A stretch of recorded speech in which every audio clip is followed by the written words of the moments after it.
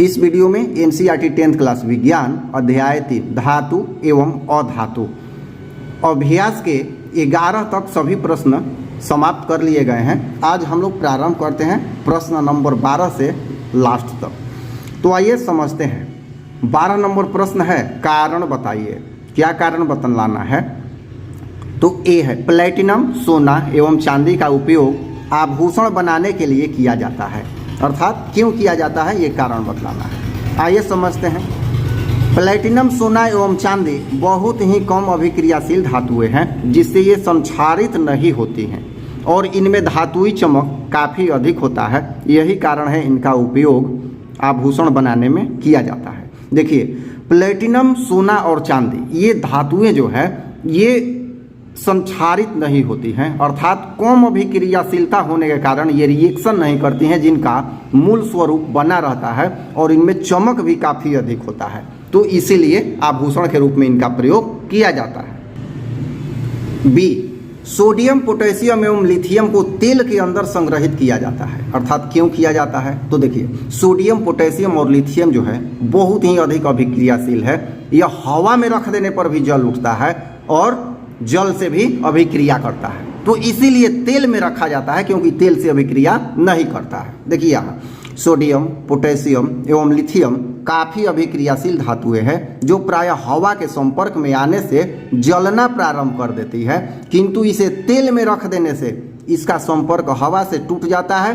फलस्वरूप ये धातुएं सुरक्षित हो जाती हैं, इसलिए इनका भंडारण तेल फलस्वरूप ये धातुएं सुरक्षित हो जाती हैं, इसलिए इनका भंडारण तेल के अंदर किया जाता है। सी नंबर एल्यूमिनियम अत्यंत अभिक्रियाशील धातु है, फिर भी इसका उपयोग खाना बनाने वाले बर्तन के लिए किया जाता है। क्यों?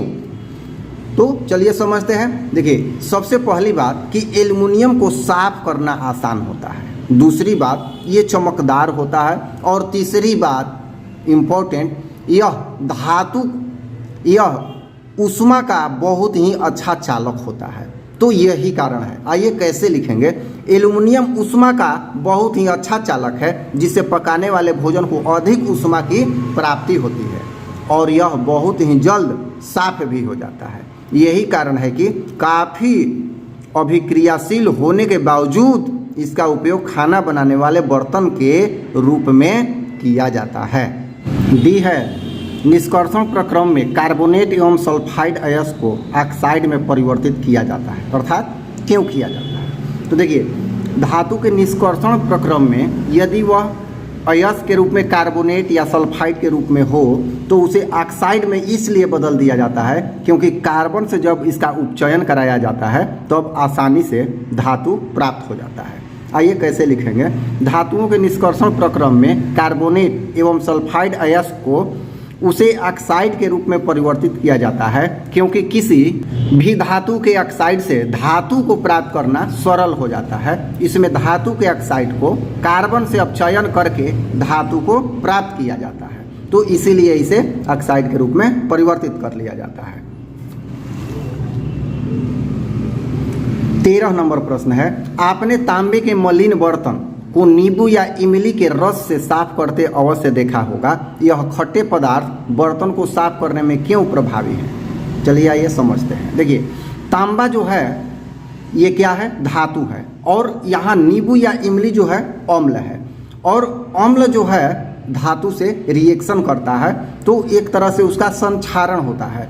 ऊपर का परत हट जाता है, उस पे ऑक्साइड का या अन्य किसी का जो परत बैठ जाता है धातु पे तो वो परत हट जाता है अम्ल के कारण, और तांबा जो है या अन्य धातु भी जो है वो अपने पूर्ण अवस्था में आ जाता है, इसीलिए वो चमकदार लगने लगता है। लिखेंगे कैसे? हम जानते हैं कि नींबू या इमली में अम्ल होता है जो तांबे के मलिन बर्तन से अभिक्रिया कर उसके ऊपरी परत को हटा देता है जिससे तांबे का अपना धातुई चमक दिखाई देने लगता है और हम समझते हैं बर्तन साफ हो गया। 14 नंबर प्रश्न रासायनिक गुण धर्मों के आधार पर धातुओं एवं अधातुओं में विभेद कीजिए। तो यहाँ रासायनिक गुण धर्म के आधार पर धातु और अधातु में निम्नलिखित अंतर है। ठीक है, रासायनिक गुणधर्म के आधार पर करना है, ध्यान रखिएगा। तो पहले धातु का देखते हैं। पहला पॉइंट, धातु क्षारकीय ऑक्साइड का निर्माण करता है। कौन सा ऑक्साइड बनाता है धातु? क्षारकीय। दूसरा, धातु धनायन का निर्माण करता है क्योंकि इलेक्ट्रॉन का यह त्याग करता है। तीसरा, धातु के बाहरी कक्षा में 1 से 3 इलेक्ट्रॉन पाए जाते हैं। ठीक है, 3 पॉइंट ये हो गया। अब अधातु के बारे में कुछ पॉइंट समझते हैं। यहाँ पहला बिंदु है, अधातु अम्लीय ऑक्साइड का निर्माण करता है।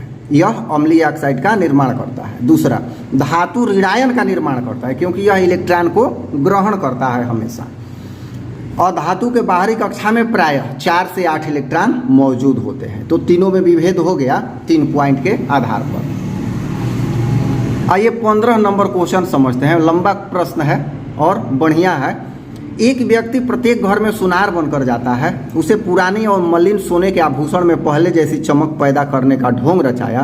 कोई संदेह किए बिना एक महिला अपने सोने के कंगन उसे देती है जिसे वह एक विशेष विलयन में डाल देता है। कंगन नए की तरह चमकने लगता है लेकिन उसका वजन अत्यंत कम हो जाता है। वह महिला बहुत दुखी होती है तथा तर्क वितर्क के पश्चात उस व्यक्ति को झुकना पड़ता है। एक जासूस की तरह क्या आप उस विलयन की प्रकृति के बारे में बता सकते हैं? तो देखिए, सोना किसी अम्ल में गलता नहीं है, किंतु एक्वारेजिया जिसे अम्लराज कहते हैं उसमें सोना गल जाता है।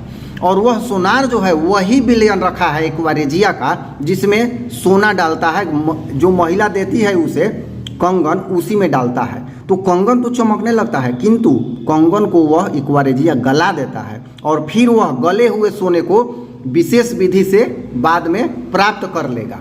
तो कंगन क्या हो गया? हल्का हो गया। कैसे लिखेंगे आइए देखते हैं।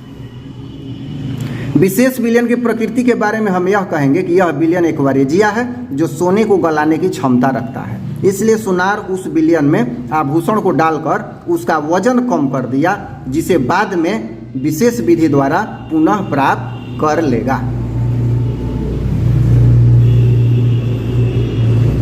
सोलह नंबर प्रश्न देखते हैं।